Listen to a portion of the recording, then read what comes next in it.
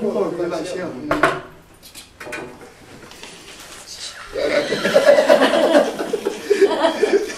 Okay. Something right. A lot of people say, and they may be vain to some people, but who wakes us up in the morning? Okay. First of all, you never wake up. What happens is, the sense of awareness comes back of your surroundings. And what's actually happening is that your body naturally, you naturally wake your body up because you never sleep. Okay. And the reason you wake your body up is because your body is weak and it needs to rest. And in order to carry you, it has to get that rest. So you're the one who actually wakes the body up. Okay. Okay? Because most people say that in a traditional setting. And to be honest with you, I ain't no really. Yeah. I haven't even thought about it. And I'm not trying to be funny. Yeah. I haven't given any thought to it at all. But last week we talked about the idea of communion. Well, are there any other questions first? Yes.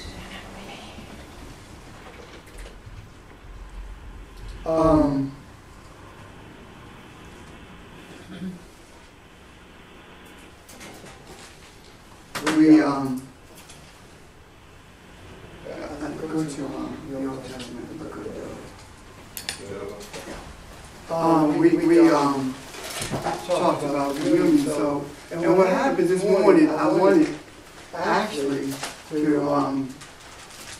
talk about baptism, and I started leaving out right again. And the thing that I'm writing about was religion. And the reason I was doing that is because something dawned on me. That the word religion means to reconnect. But religion does just the opposite. It separates. The subject of what I'm writing is religion. The thing that separates. You talk about baptism? I'm going to tell both of them. It separates or divides. Now, when I say it's supposed to connect, if we say that we believe that religion is real, right?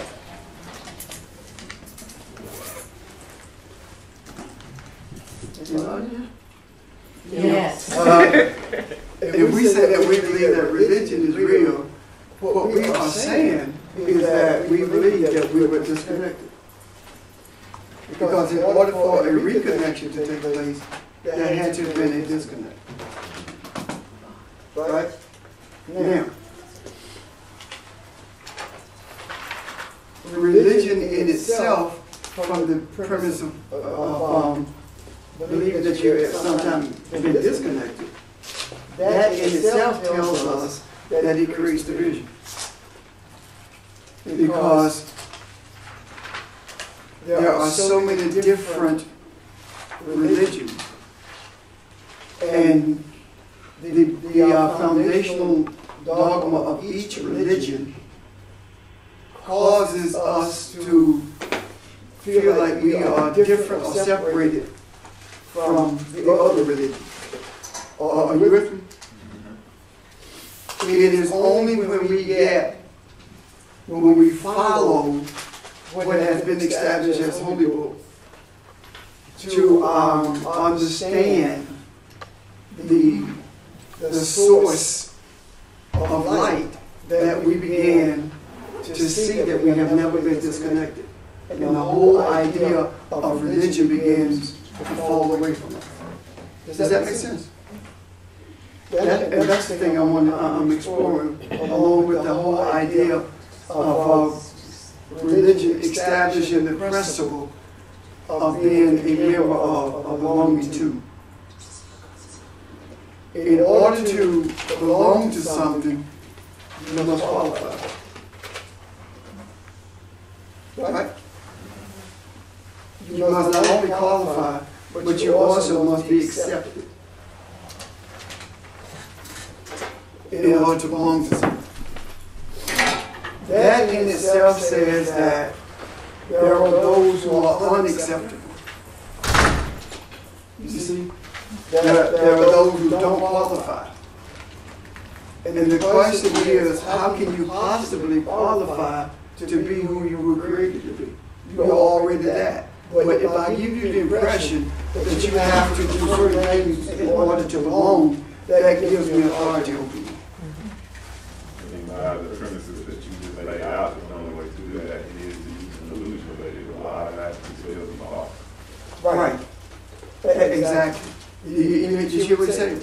So to follow the falsehood of it would lead you to believe that you will never get to light. But if you follow the falsehood of it in terms of searching the scriptures or searching the prophecies or the sayings of any religion, it will guide you back to the light. But if you sit there as a participant, believing that you belong, you never get back to the light because you have accepted where you are. It's like going to college and being a freshman and saying, I'm going to be a doctor, and never leaving the freshman class. You just sit there and say, I'm a doctor. And you never learn anything. So the key in that situation is just to be proactive. And if you're proactive in that situation, it will automatically lead you to more of an understanding of true awareness. But as long as you just sit there and follow it and take whatever it's taking you as dogma, it is going to, in a sense, burn you out. You're not going to move, you're going to be stagnant. Not so much burn you out as freeze you. You see? Burnout comes when you see the light or a portion of it, and you begin to try to make things happen. That's how you get burned out. But if you allow things to happen or allow things to come to you, then you don't get burned out. Because what we don't realize is we don't know what to search for anyway. So how do you want to get see a portion of the light and then search and then make something happen with that light when you don't know what's supposed to happen? Because if you did, then you wouldn't be where you are. It's like trying to force healings. It doesn't work. It's like trying to force someone to believe what you believe. It doesn't work. You put it out there and you allow the light to do what it does. And that is resonate, that is infuse, that is to wake up the spirit of who we are, that kind of thing. That's what it is. And let me give you an example of what I'm saying. I was this week, ever since I came off vacation, actually, came out of Florida, I should say. I don't know whether I've been on vacation or not. I've had a headache. It hasn't been, at one time it was really, really bad, right? But it's a dull headache that I've had. And I was talking to someone yesterday. I believe maybe it was Janice, and I said something to the effect that I honestly believe that the reason my head is hurting is because of the infusion of light in my body is not accustomed to the amount of light or the amount of energy that it now carries. So it is making an adjustment to it. And lo and behold, the conversation with Janice led to and I felt like my pineal gland was having an effect on what I was feeling. And she has a book she says that I need to read. So you see where I'm coming from? Where did that come from? Where did that insight come from? You see? Where did it come from? The other thing that happened to me right after realizing that was, and I was talking to Bob, and I talked about 9/11 is 11. 9 plus 1 plus 1 is 11. So 9/11 is 11. So the idea of 911 is not a danger.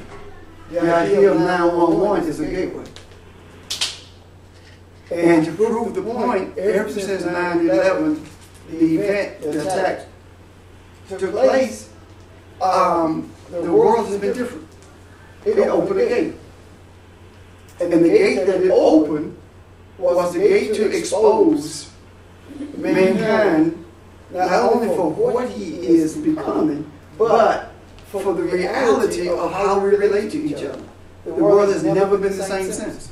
There has been economic chaos, there has been social chaos ever since 9/11. So it was a gateway to open up, which brings me to the place where I'll just receive the baptism. Thank God.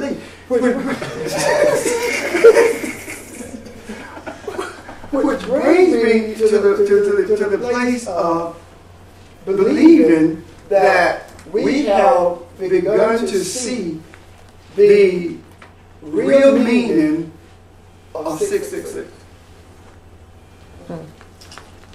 which is the perfection of man. Man perfecting himself. Man reaching the highest level of self-awareness in the lower world. You see where I'm coming from? Why do I say that? Because when something reaches a peak, it bursts open, doesn't it? It opens up. Yeah. So 9/11 appeared to be a terrible cataclysmic event, but when you look at it from the realm of the spirit, it was a necessary event to save mankind. Am I making sense? Yes. So that gateway event leads us to where we are right now. And where we are right now, I would venture to say we don't know. And we probably won't know until sometime next year where we are right now. You understand where I'm coming from? Yeah. But we are forever moving in a direction. You know? So, anyway, any questions about that? Just a comment with the idea of the gateway being open. It's up to us to begin to interpret any situation from the perspective of life. Yeah. Meaning, what you said about, the headache, and you interpret it as, it's up to us to begin to do that with any situation, because that's how we begin to pull the light out of it. Right. And instead of continuing to perpetuate darkness, everybody else is going to say, my head hurts, my head hurts, my head hurts. And then it begins to go internal, woe is me, why is I? But if you look at, trying to look at the light in it, it always takes you out of the selfish, out of the self, out of the bad situation or the bad circumstances, and focuses you on life. And you know what happened with that? I didn't take anything. And it's been a couple of weeks, maybe 3 weeks since I left Florida. I didn't take anything. And there was, well, you need to take something, If your head's still hurting, someone said to me, you need to go to the doctor. But that never crossed my mind. I never felt like I needed to do that. And that's probably the reason, because the light was trying to, well, not trying, was showing me something, and I had to settle down to see it. And actually, I saw a lot of it. So, So anyway, I believe that we're at this place where we have reached this apex of self-development. And now it is time for us to submit to the light that we are. And what I mean by that is not to judge where we are, not to judge what's happening in our lives, not to make anything happen in our lives, but be still and know that you're God. Does that make sense? And that statement is simply saying, just be still and experience the Elohim, experience who you are. Just be still. Don't try to move forward, don't move backwards. Just be still and experience who you are. That's a mouthful. So if you're being still, how do you experience who you are? Sure. Oh, you wanted to, that's what you No, wanted go to ahead. No, I'm so far away from this, I'm not even funny. You experience who you are by not trying to put a label on anything, and almost just being. And I heard a short little story today that pretty much epitomizes what you're talking about, and what you were talking about is not trying to make something good and bad, etc. So once upon a time there was a farmer, and the farmer's horse ran away. And so all the people in the little area came and they told him how terrible your horse had ran away. And he was like, well, maybe. So then the next day, his horse came back with 7 wild horses. And then everyone came and said, oh, how lucky you are. Your horse brought back 7 horses, now you have 8 horses. He said, maybe. So then, the next day, his son tried to break the horse, and then he fell off of one horse and broke his leg. Once again, the people came and were talking about how horrible it was. He said, maybe. So then shortly after, the government came to, they had an automatic draft to take his son into the military. But at the time, his son was not fit physically, so he didn't have to go. So then the people once again came and said the same exact thing about how great it was, and he was just like, maybe.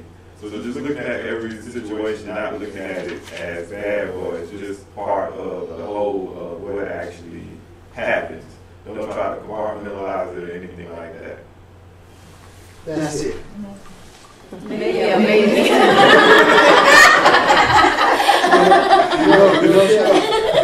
The rest of it,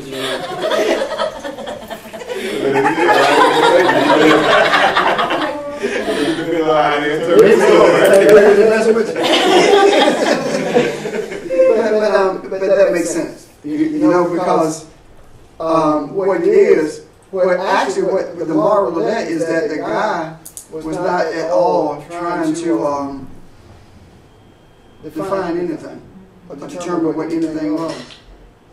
And he just let it be what it was. And that is the thing that helped him to actually move to a place of realizing who he is. You know, just being still and knowing who he is as opposed to trying to make something happen. Barbara, like you got something to say. Oh, okay. Well, why because she's not telling the truth. So, why she's still thinking about it. Another way to look at it, and you said something earlier about trying to force things. Yeah. All of us have, at some point or another, have tried to get someone to see our point of view, and we have went to great lengths to do so. To the point where it was almost tiring, and they did not get it a little bit. But there are also times where you just did not care, and you said something that you thought was a little of nothing. And a person has saw so much into what you saw, and you thinking to yourself, I didn't say anything just now. But it's because you cannot force something, what you were just talking about a little while ago. Yeah. So right, I guess when I think we're at a place but we just need to be still. You know, and Bob, to get back here for body. We need to just be still and know who we are, experience who we are, because you will never be able to actively be who you are until you know what it feels like to be who you are. And you won't know what it feels like until you experience it. Because you never know, you never can really know where you are now until in hindsight once you move like further, you have more awareness. Because at that particular moment, you really don't know where you are because you are becoming more aware of yourself, and that is new. And that's the purpose of baptism, to make you aware of yourself, of a newness. When Jesus said it was for we must fulfill all righteousness, righteousness talk about right thinking, right acting, right speaking. And it also, that word all, is funny because it means individual or collective.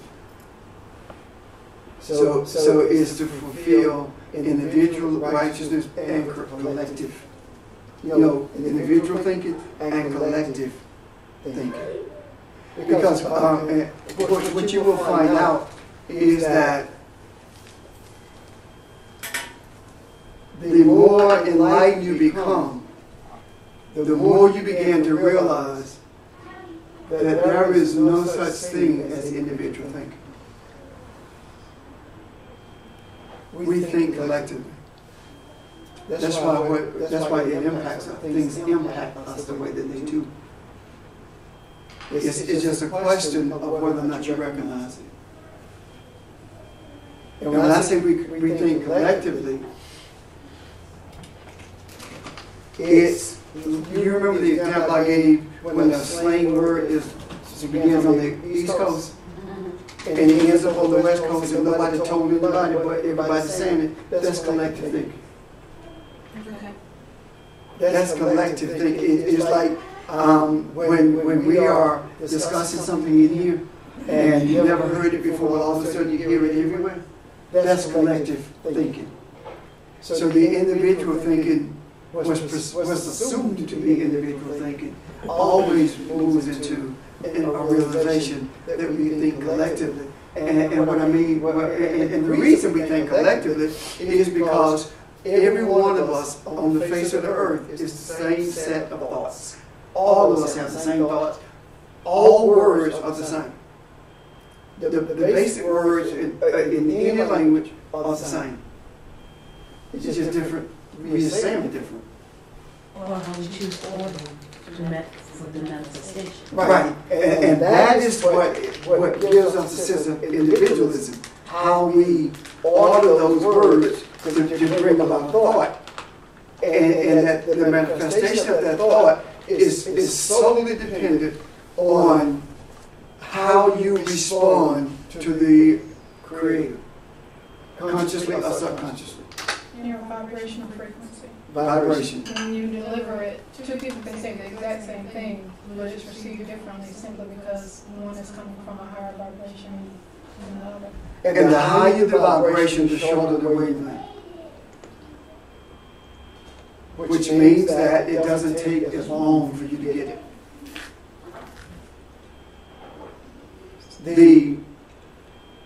What Nikki said is that the way that you vibrate depends on how you receive anything that's said.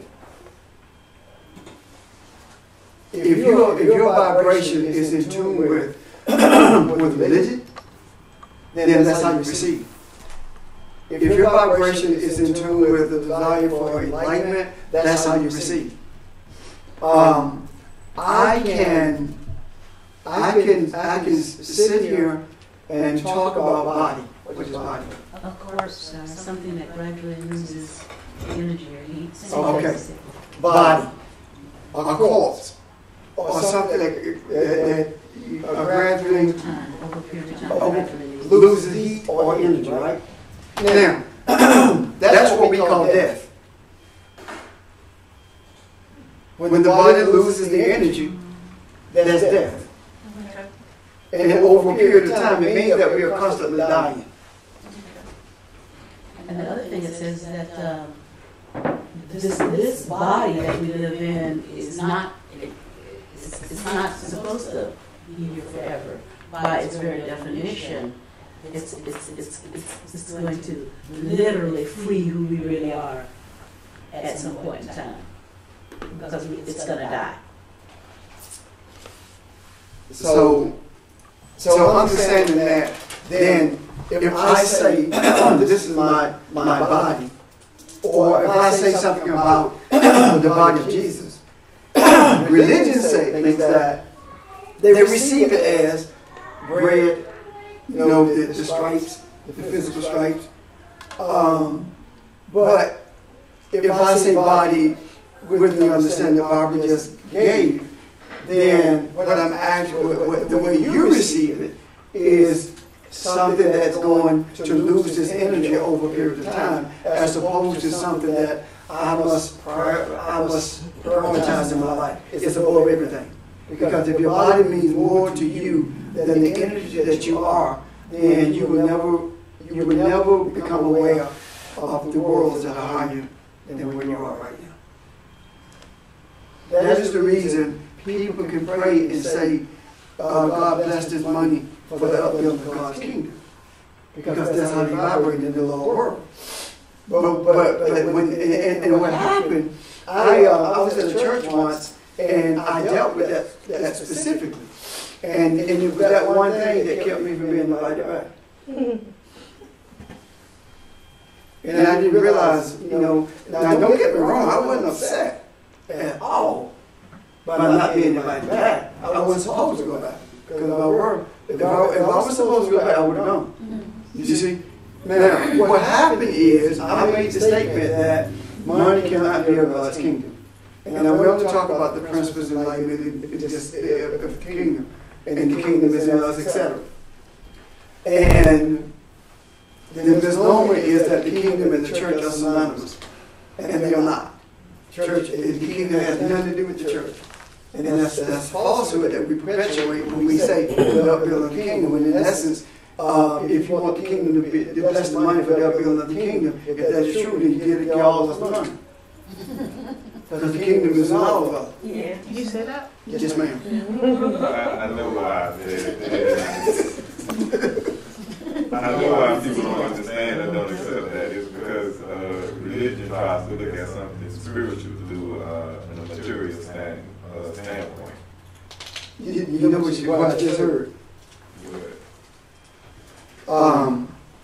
This connection tries to reconnect from a disconnected position, which means that you feel like you're not connected. You see? Because the aim to even express or understand anything is spiritual is purely through a material state. So we have to begin to close our eyes so that we can see, what is real. You see, when we understand that everything has molecules, you're aware of that, right? Everything is made up of molecules. Everything has a molecular structure.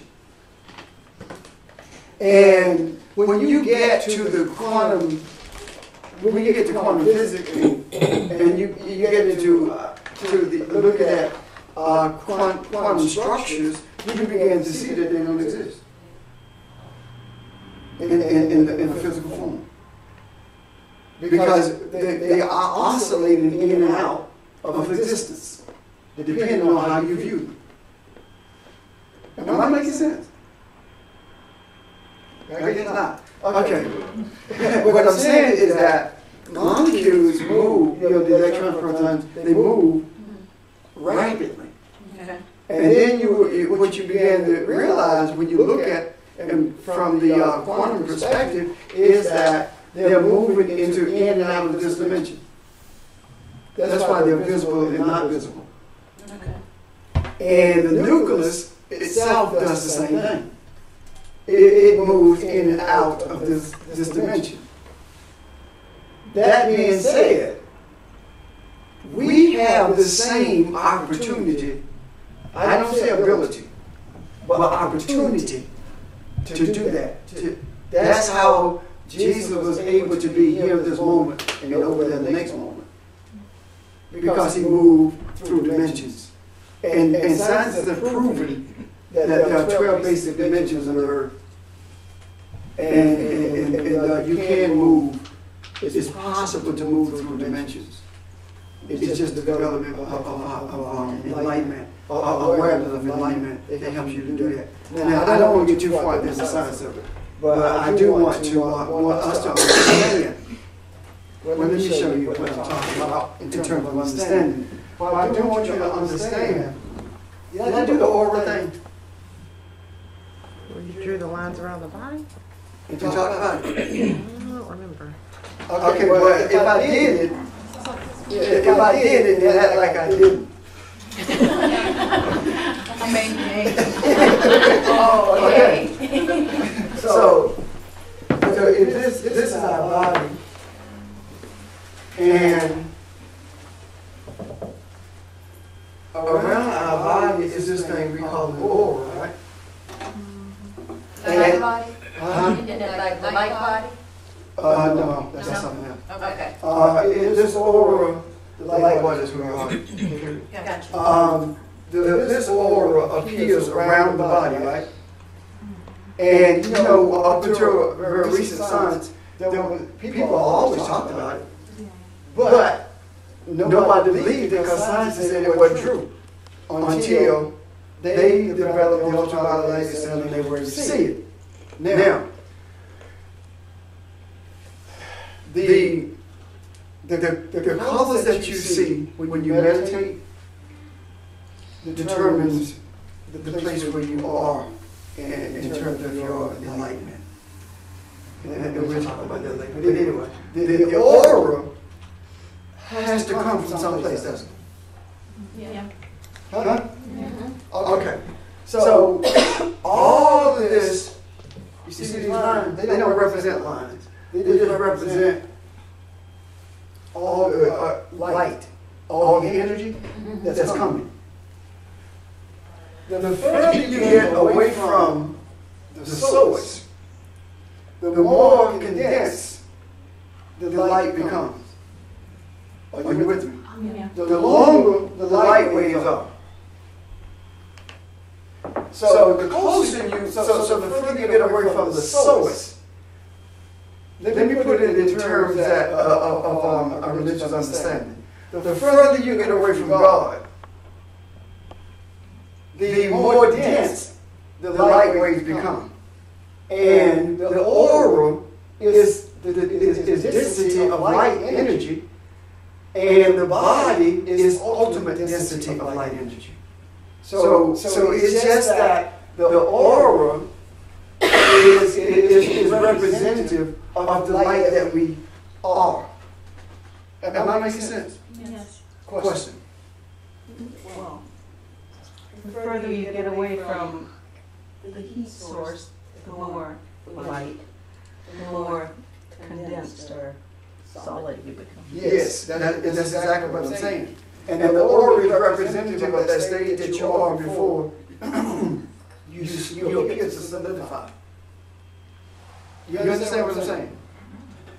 So, that being the case, the more you become aware of who you are and how you are wonderfully and fearfully made, formed, then the more that you become a part or recognize that you are this energy that's around you. Now let me show you where that comes in. It says that in Psalms it talks about us being wonderfully and fearfully made, right? And in Genesis it talks about us being made in the image of God, right? Image is talking about a resemblance of or a replica of. All right? Now, if we are a replica of God, then and God is light, then we have to be what? Light. So everything that God used to form us had to be light. Everything had to be energy. Because we are in His image. Am I right? Yes. So if we are in His image and we are light, and everything else is subject to us, because it is us and we are it, then it has to be light as well. Everything. That's why everything has aura. Everything. Everything emits energy from itself. So it emits light. So what am I saying to you? There is an effort by everything that exists to remind us of the source from which we came. Everything about us is to remind us of who we are. I said to you earlier that I believe that we are at this place of understanding what 666 means. The understanding of it to me is that man has gotten to a place where science is beginning to merge with spirit. He has reached the highest level of his own ignorance and become aware of who he is through his continued ignorance. Pushing his ignorance to the nth degree. Ignorance not meaning dumb, how we interchange that about being unaware. Ignorance means being unaware. Okay? He has pushed it to the limits and began to see who he really is. And in doing that, the vibrations are beginning to be felt by those who are true seekers. The Father seeks those who would worship Him in spiritual truth. The ones who are true seekers are feeling the vibration of it. And that is represented by them constantly moving from place to place, trying to find someone, as they put it, to teach them. But the impediment to it is the habitual emotions that are exhibited. See, emotions can become addicted to. You can become addicted to religion to the point where you just don't feel right if you're not doing what you're told you're supposed to do. If you're not standing on your feet clapping. So the search for truth, or the search for a church that is going to teach the word, is an example of people who feel this vibration. They feel, we talk about there is something different. There's a change in the air. I don't know what it is, but I can feel it. Those are the vibrations of enlightenment. That is the touch of the Creator. That is drawing us back to Him. Am I making sense? So, if you look at the word, the origin of the word, when it says that Jesus came to Him, speaking of John, the hymn also has as its primary root to backwards. So what we call going forward is actually going backwards. Because if we are going to beginning, you see? So the vibration, the feeling, the sensing, the idea of the touch, that is what bringing us back to beginning. Am I making sense? You see where I'm coming from? Now, the reason, and I guess I'll just go into 20 in a minute. The reason that John was the one to baptize Jesus is because Jesus was baptized by the essence of the Father.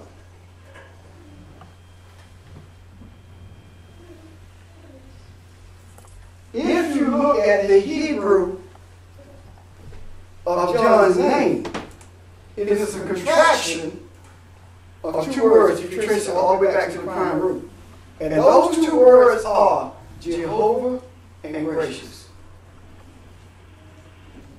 So it was the grace of the Father that baptized Jesus. Are you following me?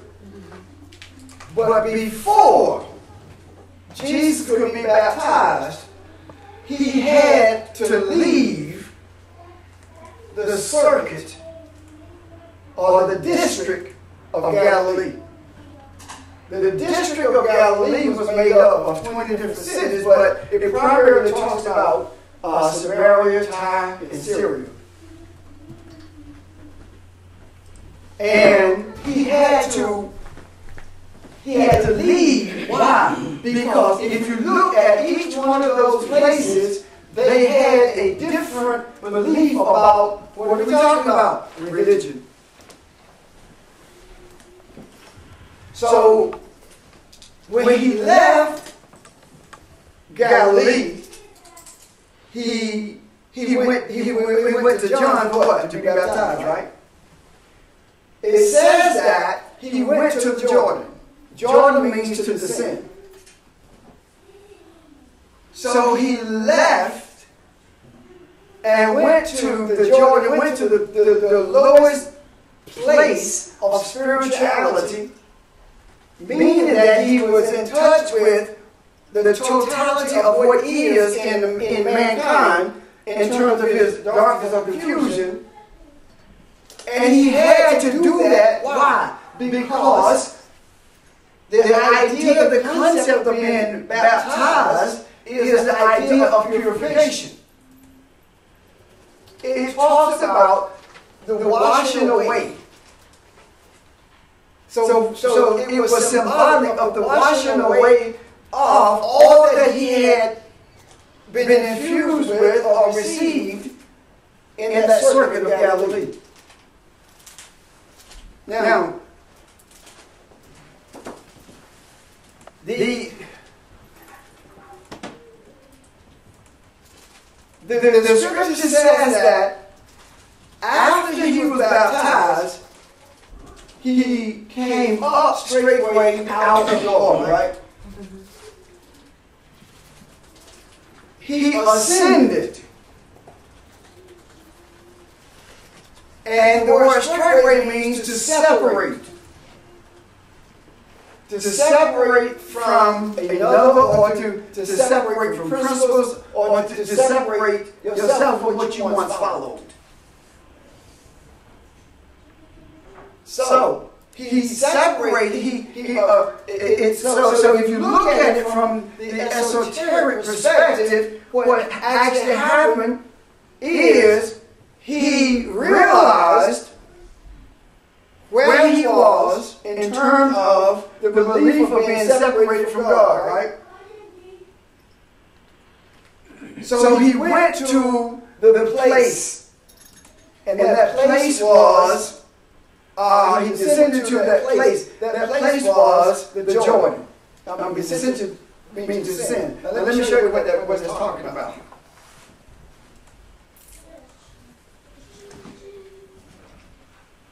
The mikvah, and I'll explain mikvah, baptism, immersion. Got me? Mm-hmm. Okay. The mikvah was being used to set aside priests. The mikvah was being used after a woman's menstrual cycle, she had to do mikvah. After intercourse, mikvah. After, and mikvah for man and woman after intercourse. If you stole something, maybe you had to do mikvah. It was being used for all sorts of stuff.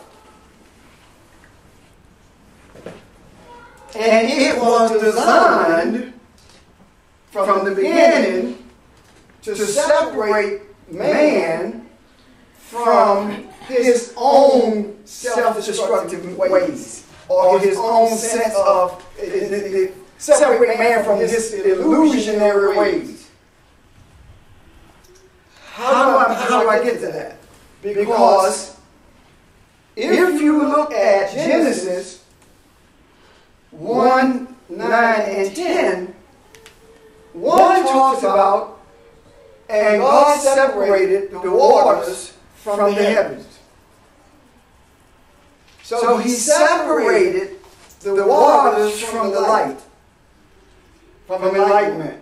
And that word, and then it says, in verse 10, it says, and the waters gathered to the sea. The word gathered is mikvah. So any gathering of water is mikvah.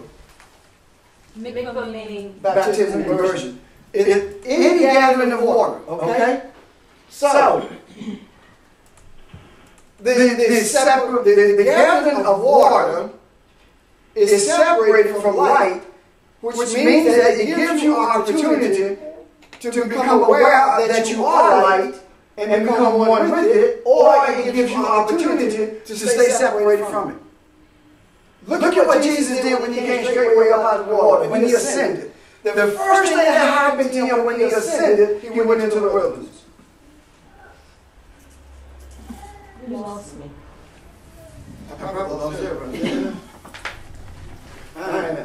Back up to the separating of the water from the whatever. Okay, the separation of the water from the light, from the heavens. Heaven talks about name, light, sound, vibration.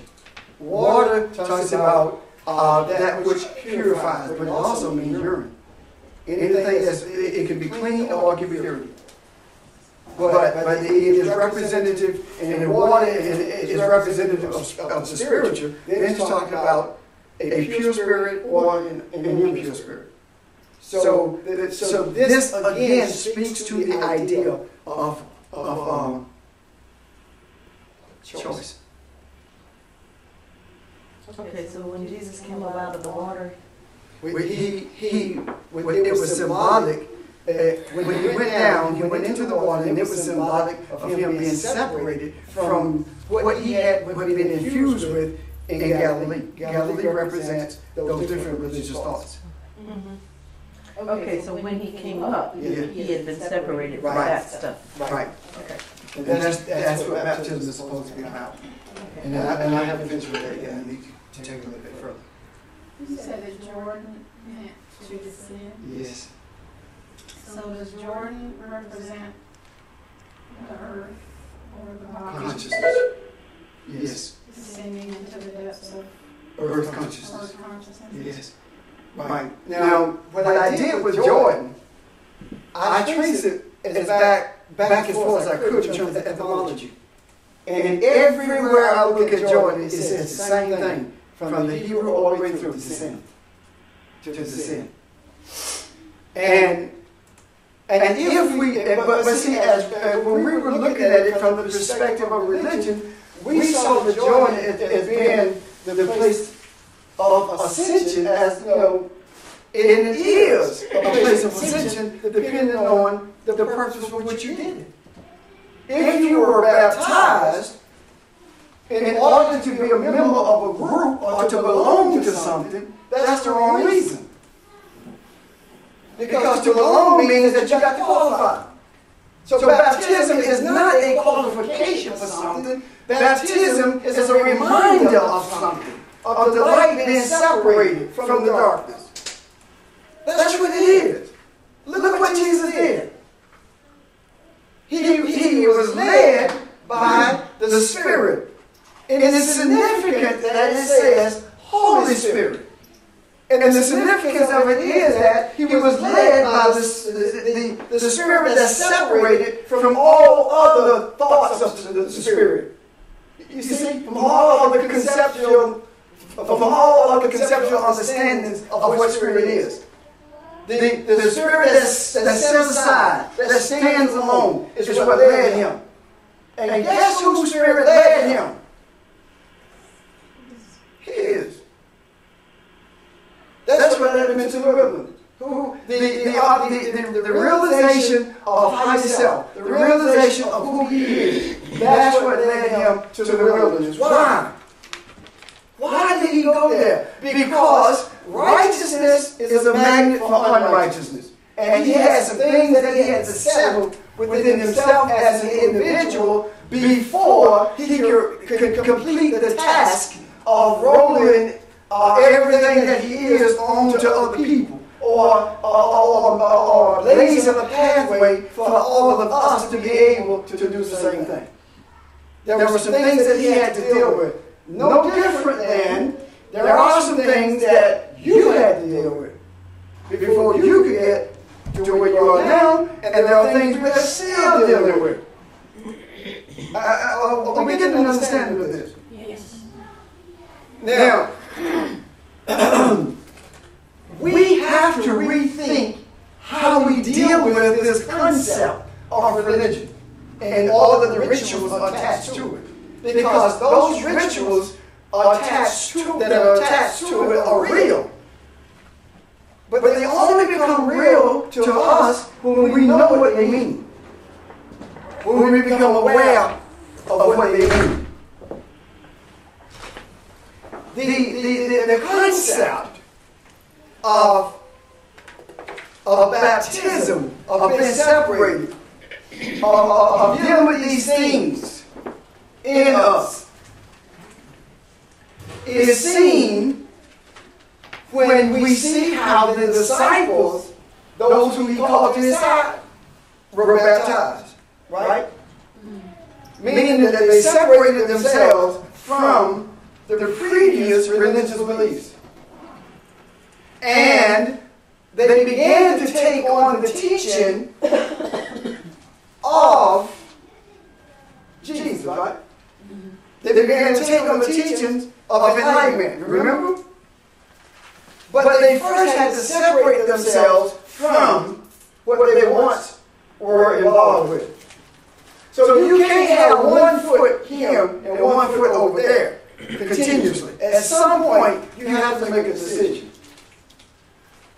And when that decision is firmly made, you may vacillate, but you never return to your vomit.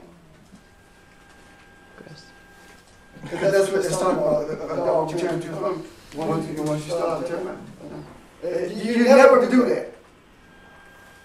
Why? Because once you become a disciple, it means that your whole way of thinking has changed. Righteousness is right thinking, right speaking, right action. And right does not mean politically correct. It doesn't mean quoting scriptures. Right is talking about rightness. And rightness talks about saying the right thing, thinking the right thing, acting the right way at the right time. Boy, he just smiling. I'm just a comedian. That's what it is at the right time. Are you with me? That's what righteous thinking, speaking, and acting is at the right time. The time that I say something might be offensive to you. You might not like it. But when you think about it, then your thoughts about it changes. But if I say something to you that diminishes you, that is always the wrong time. Now, whether or not something diminishes you is determined not only by how you take it, but also by how I deal with it. For example, I can say something to you one-on-one that would be enlightening and encouraging.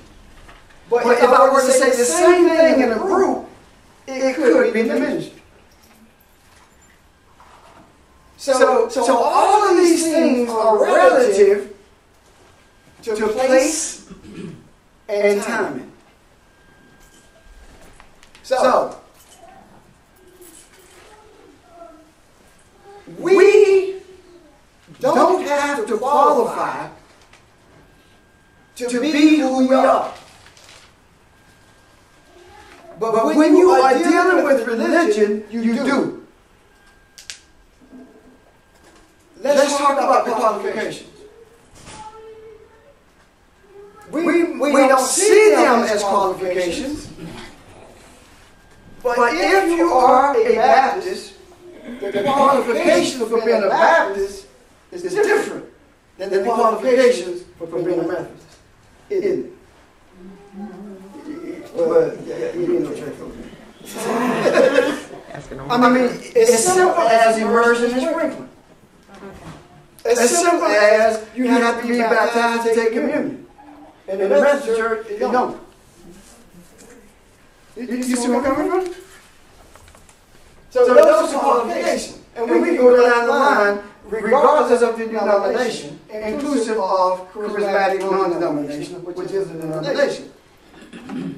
Because it is simply another form of Christianity with a mixture of all the others.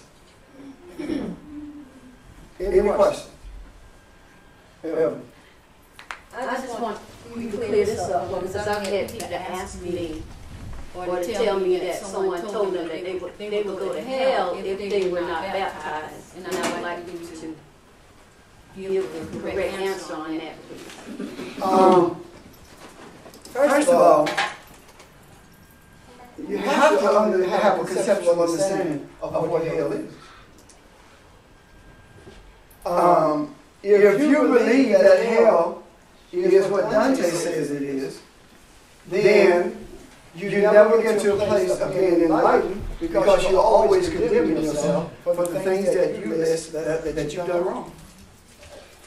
But if you believe that hell is what the scriptures say it is, and that is that dark place in you, the chaotic place in you, the place in you that needs order, then it's not a bad thing to go to hell.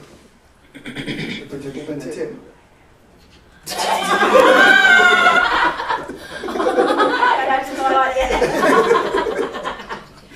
But why? Because that place of chaos is the place that needs to work. Yeah. See, we can never lose sight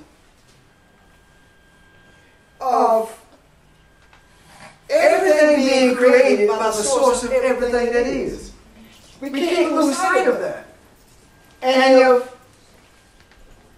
everything is created by the source of everything that is, then everything constitutes light. Everything, even hell, constitutes light. The purpose of your hell is to purify you. That's the purpose of the troubling things. The hardest thing for us to do is the acceptance of the reality of who we are.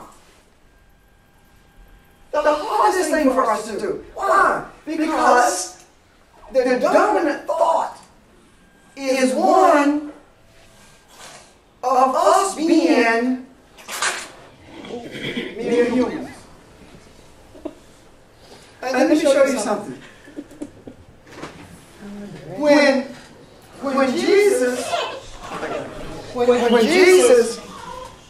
everywhere you see in the New Testament, when Jesus says men,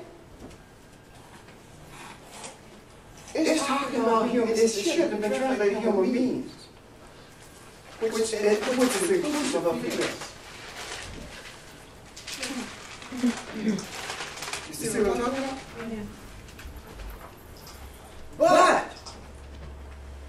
because of egotistical chauvinists, it was translated as men as opposed to human beings, which further separates the feminine from the masculine.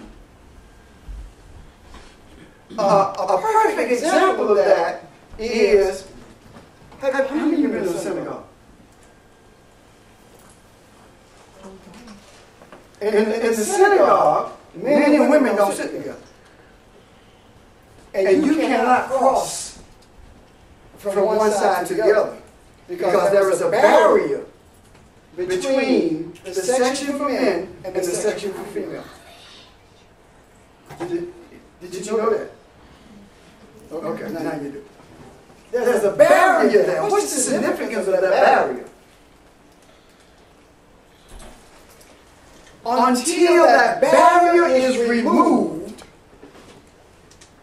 and male and female becomes one, and I'm not talking about, these things that we call physical body become, in our conceptual understanding. When that is manifested in this world, in this earth, when that is manifested, that is when we began to see the light for real. Now, a further understanding of that is this. The same division or separation that exists between male and female also exists in your brain. The left and right hemisphere. That's the same division.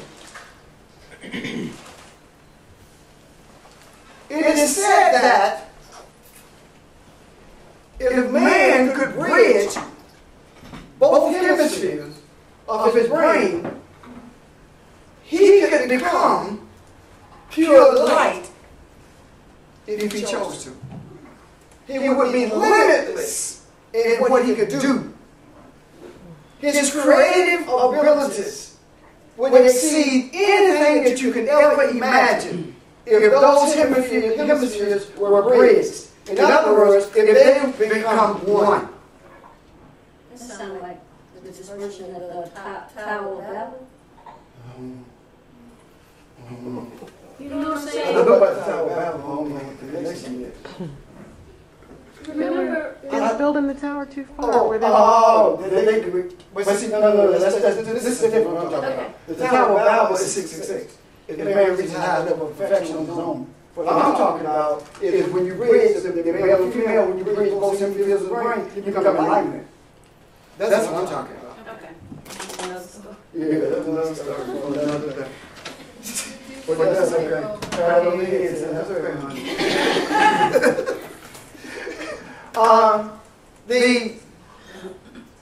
So if you look at it from the brain perspective, from the male-female perspective, you can see this follows through in everything, doesn't it?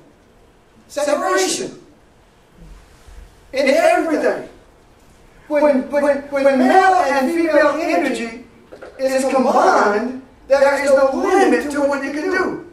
When the positive and the negative in a light bulb is bridged, it gives light. Doesn't it? Destroy the bridge and you get what? Darkness. Yeah. And the thing is those two are already connected and the same. It's just that the illusion of them being separate is what makes for a lack of awareness. So if you look at it, you can look at it from the perspective of a mountain, or you can look at it from the perspective of a wave. A wave has a crest and it also has a trough. But at the same time, it has to have both of them in order to be a wave. So both of them make a wave. You can't take away either one of those. So it's just an illusion of separate that the male and the female are separate, which is a lack of awareness. But it really does still exist regardless. But it's something that is that simple that we can recognize that, you know, same thing with mountain, with the peak in the valley, but now we recognize it within, well, man, since Jesus used it just And this comes through being immersed in the true concept of who the Father is, the true concept that the Son is a ray of light, and the true concept that the Spirit is breath. That is who you are. When you're immersed in that. Think about it this way. If you look at Son as being a ray of light, and you look at yourself being a son of Elohim, is a ray of light. So if you look at it from being a ray of light, then you realize that you're always connected to beginning. Always. There's never a separation from beginning. And let me show you what I'm talking about. I think, and I might not be right, but if I'm not, somebody will tell me. I believe that when Einstein talked about the Big Bang Theory, that was a concept of beginning. Are you with me? Yes. I believe that was a concept of beginning. Because if everything is, then it had to come from someplace, didn't it? Uh-huh. If everything is, then it had to come from someplace. And if the place from which it comes, I decided to make it bigger for him. If the place from which it comes, let's call it life. If that is the place from which it comes, right? Then it explodes, or it abounds in all directions, right? Hello? So with it abounding in all directions, it never loses contact with the origin. Because the origin is what? Life. If it ever loses contact with the origin, it ceases to exist. So, if I put a barrier between the energies that makes me aware of this connection, then I have an illusion that there is no connection. That I am an individual and I must do what I do to preserve me and mine. Are you with me so far? So this is our barrier? Our barrier is the separation between you and me. The male and female. That's our barrier. And this is a result. The physical, the density. You mean the literal separation, or you mean? No. The idea of male and females being, the female is less than the male. The energy, the thoughts, the separation of those things is the barrier. And because it exists, that's the result, the manifestation of your body and my body being what they are. You see? Because of that barrier. And since we're here, the idea of intercourse is what bridges the barrier. It's a reminder to us that this gulf needs to be crossed or bridged. Are you with me? It's a constant reminder of that. The coming together is a reminder of that, and that light can come if you're intimate for the right reasons. So the bridge of the gulf gives us the sense of being separated. Now, because you believe you're separated from life, you start looking for life everywhere else. I'm living the good life. Why? Because I have material things. That's not life. You see? We start looking for it in other places. And when you can't find it, you start trying to create a life of euphoria for yourself. Drugs, alcohol, etc. Am I making sense? Yeah. So, when you realize, when you connect to religion, and all of us are growing up with this connection, and it was not because because anyone was trying to destroy us. It was simply because they didn't know any better. And the reason they didn't know any better is because the truth of the light was hidden by the sages, the shamans, and the Sufis. All these holy men from all the different parts of the world, they had all these truths. No matter where you went in the world, there were holy men who knew this. But they hid it. And the reason they hid it is to create a society unto themselves. Ego. Instead of sharing it and with everyone. So what religion has done, religion has done to make the gulf wider, make the barriers harder to penetrate. That's what religion has done. Think about it. So religion has provided the illusion that we are reconnected. Right. And the thing that we are actually connected to through that illusion is belonging to the church, or being a member of the church. You see? And I was thinking that baptism is actually a process of doing the opposite of what it's actually meant to do. It's funny how every time we look at something, we see now that it's doing the opposite from what it was originally done. You remember when Barbara was teaching the Tree of Life, and you talk about how things were turned upside down? That's exactly what it is. That's exactly what it is.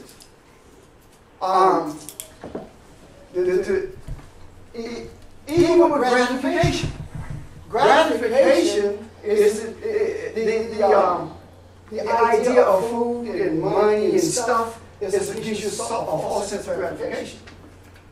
But when I'm talking to the teachers, or I'm talking to some of the other people about things that I see or things that click within them, there is no greater sense of gratification than to see that the connection and how real the connection is.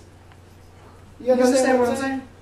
There's no greater gratification than to see how you have dealt with the hell that you live in, or the hell that's in you, the chaos, how you brought order to it that's in you. There's no greater gratification than that. You cannot bring order to chaos by looking at someone else's chaos. I cannot talk about what Myra is doing. I got to talk about what James is dealing with. Because if I talk about what Myra is doing, what I am doing is building a greater barrier. I'm being blinded to me. Because I can see everybody else except me. And that's what religion does. The thing that people have freed themselves of in religion is the thing that they accuse you of. Child, that's the worst thing in the world. Because they don't do it no more. You see? Things we used to do, we don't do no. Places we used to go. I was going to ask, so is it safe to say, or I guess for accountability's sake, that anything we've been drawn into, we shared in its creation, so to speak? So the religion, we didn't share it, we created it. we created Go ahead. it. So, and it's not, and I think if I keep my mind set on that I only have what I've created, whatever spirit was in, I created it, so it helps me not to look back from where I came and criticize it, but say I shared in this, so I have to share in the deliverance of it, or share in the freeing of it as well. Now, what I look back at is this. It took everything I went through to make me who I am. I don't look at it being bad, good, or indifferent. I don't look at it as something I need to be ashamed of. Ain't your business, because you can't handle some of the stuff. So ain't your business, I ain't gonna tell you. But I don't look at it in that manner. I really don't. We have to begin to recognize that it is not our mind that's focused. The Bible does not tell us to focus on our mind. The Bible said that the same mind that the Messianic mind also be your mind. That the same mind that is in Christ be in you. let the Messianic mind be also be your mind. The mind of continued deliverance is your, let it be your mind. That's your mindset. All right? And don't think that it is robbery to have the mind of Elohim. Because you cannot rob Elohim of anything because you can't rob yourself.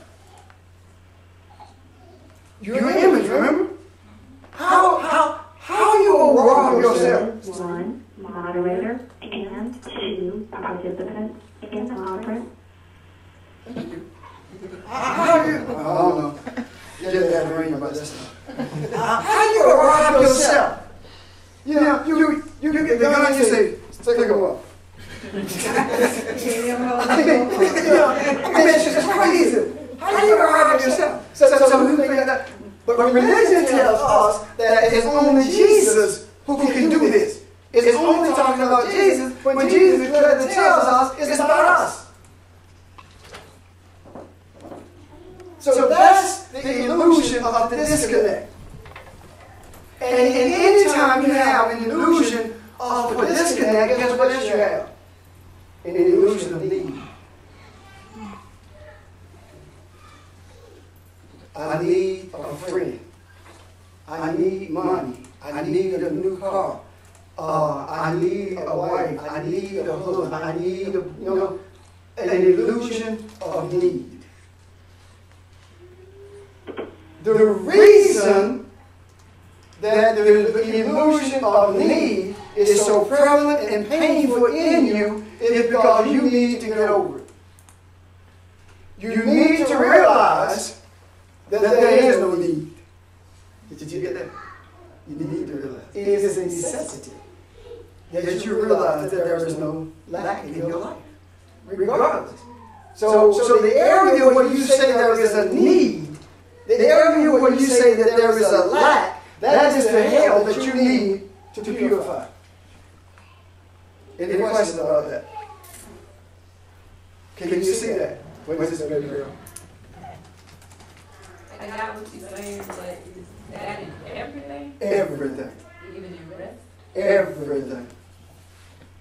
Everything. The reason we feel like we have a lack of rest is because we don't rest our bodies properly. And the reason our bodies don't rest properly is because we have all these other things that are floating through us. We have to have a mindset of resting our bodies. And I'm in the boat with you when it comes to that. And the revelation I had concerning that is this. Your body, your corpse, because without you is dead, cannot do anything that you don't allow it to do. It doesn't feel anything that you don't allow it to feel. You allow it to happen. That's why it is your body. Because it carries you in this consciousness. Can you clarify the illusion of need versus the women's movement, I don't need a man? You kind of understand what I'm saying? Yeah. The difference between the two is the illusion of need is projected, not only by religion, but by the whole of society. The illusion about I don't need a man is either a lie or because they got a woman. It's either a lie or because they got. When I say need a man, we need each other regardless. Yeah, they're coming from two totally different areas. He's speaking of I don't need certain things as if, or what it's speaking of is from the source I lack of nothing. But to say I don't need a man in the way and the intent they actually mean it is there's a portion of the whole that I don't need to survive. So in doing that, they're in essence separating themselves and accepting that separation and championing it. And there's never been a bigger lie. Because it is men who control every corporation. And at some point. And also in doing that, that same person is actually neglecting, almost trying to ignore an aspect of themselves that actually already exists as well. And They're very confused. Think about it. And also in the women's movement, in essence, there could be that feminine aspect, denying that to even try to be a male, and that's why you need a male. So that's just a lot of confusion, to be honest with you. it actually diminishes the opportunity to become aware of self. It really does. Because to say that you don't need, if I say I don't need a boy, I ain't gonna let that come out my mouth. If someone says they don't need a man, if you say, if a woman says that she doesn't need a man, it is actually denying what the divine has set into motion. Because it actually widens the gulf. I feel like we have to acknowledge though, like what that came out of, and that sense that you are not a whole human being, or that you are worthless without a husband. And like you have this generation of women and their husbands die and they don't know what their checkbook looks like. You know, so I don't want to lose that aspect of it and say that that entire movement, just that there isn't, I understand what it's coming out of. Yes. Yes. And sure, I'd say that there's probably a large section of it that is on some other kind of wrong page, but I mean, I hate to deny all of it. If you want to talk about the origins of it, it actually grew out of religion. Because the scriptures, the Creator never denies womanhood. Yeah. It never subjugates the female. Never. Mm-hmm. I was looking at the word serpent, and Jesus said, "Why is the serpent as a dove?" And if I'm not mistaken, the Aramaic serpent has as its root the same word, and in the Hebrew that's for Eve. So I have the wisdom of a female, but be humble as a dove. Wisdom is actually, from the beginning, wisdom was feminine. Read Proverbs. Wisdom is feminine. But, here we go again. During the era when all of this truth was being hidden, that came a flip-flop. Wisdom became masculine and understanding became feminine. You mean free tree of life? Free tree of life. Man's conception of Yeah, right. And man's conception is always to prove what he believes, as opposed to being open-minded and seeing what the truth is. The thing that fascinates me is that regardless of how all these things and all the attempts to change all of these things, the thing that fascinates me the most is that it remains what it was from the beginning. Out of all the attempts to change it, it remains what it was. Because you look at this, you know, and you see the male and female on different, you know, but when you look at the scriptures, you see it different.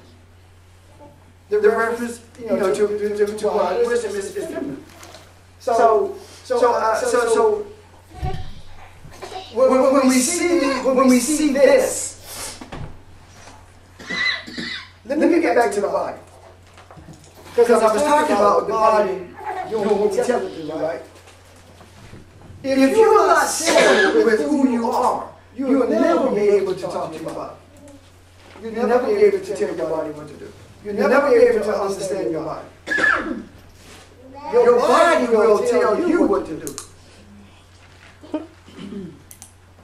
rather than you tell your body what to do. Sounds like riding a horse. Body goes sleep. And the reason it doesn't is because we are inundated with the idea that if you're restless, you can't sleep. We have the concept that I'm too tired to sleep. Or we have this concept that I got to get 8 hours. I don't. I got to get what I get. if I only sleep 15 minutes, I can function. I can function. If I only sleep 15 minutes, I can go to bed at 3 o'clock, knowing that I got to be up at 3:30. And I can function for 2 or 3 days. That's how I deal with eating. Most of you know how I eat. I forget to eat how I eat when I get ready, as opposed to it's time to eat. Because after I get to a certain point, I don't be hungry anymore. My body has been trained that way. And I didn't understand what was happening then, but I do now. It was me training my body. Now, he said that God, I'm hungry. And that is because subconsciously we are yielding to the body as opposed to the body yielding to us. Does that make sense? Yes. We can train our bodies to do anything. How in the world could I have gone on a fast for 40 days without food, no water?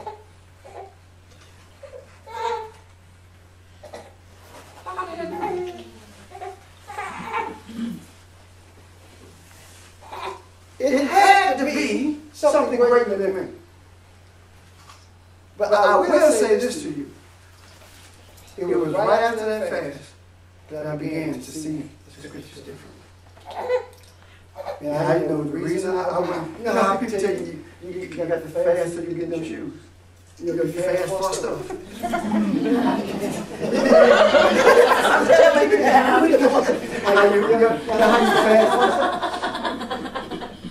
I was teaching that you don't fast for anything. And they didn't understand the depth of what I was saying.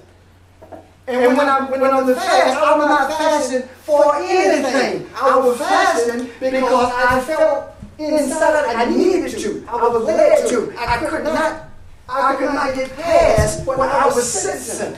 You got to do this. It was an obsession with me that you got to do this. And when I did it, because I wasn't doing it for something, because when you do it for something, you put it in a box. You limit yourself. Now, I don't have to fast. And the reason I don't have to fast is because when the bridegroom is with you, there is no need to fast. You know what he said? Huh? When the bridegroom, listen, when the bridegroom is with you, there is no need to fast. If the bridegroom was with the disciples and they were male, then it had to mean that when you get in touch with the Shekinah, the bridegroom is always, the seed is always there, and you don't have to fast because you have everything, or you're aware of everything that you are. Can you see that? Otherwise, that doesn't make sense. So, the concept of fasting for something, the concept of fasting for something comes from charismatic ministry primarily, but not totally. Because there are other cultures, you know, who fast for something, like enlightenment. Now,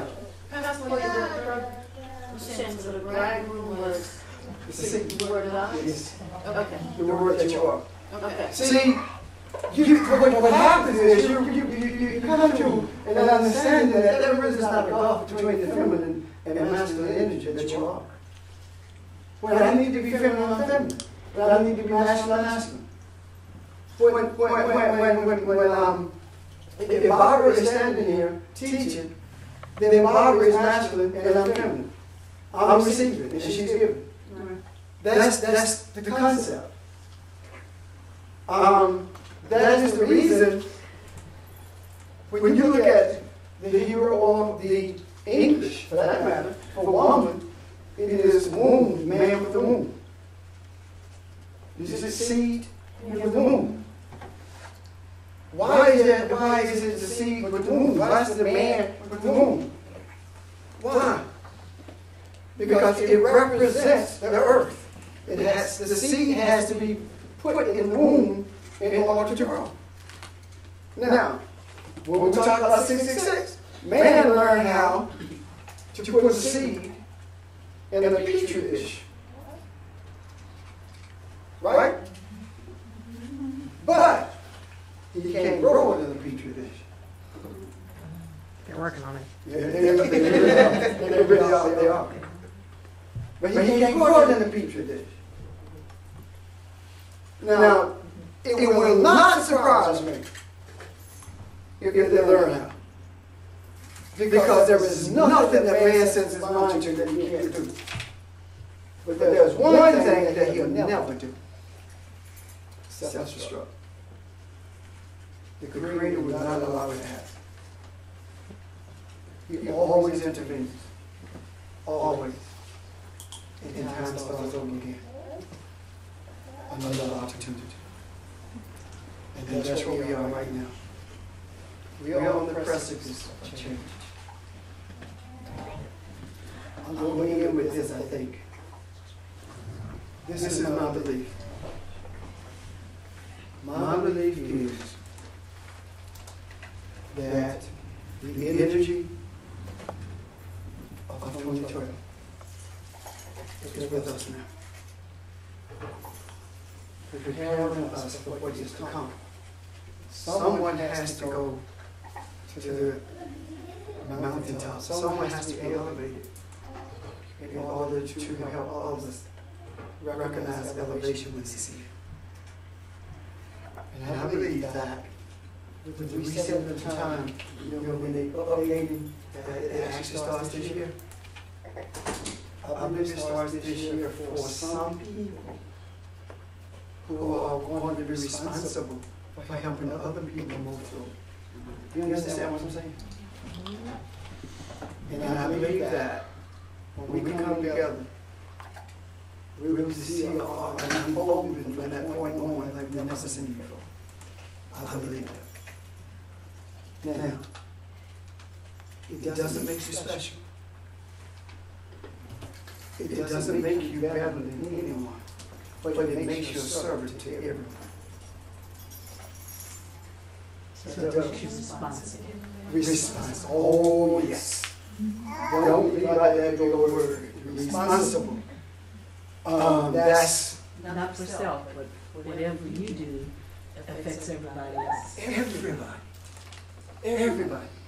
I was talking with someone yesterday, and after I finished talking with this person says to me, we're leaving, right? And this person turns and says to me,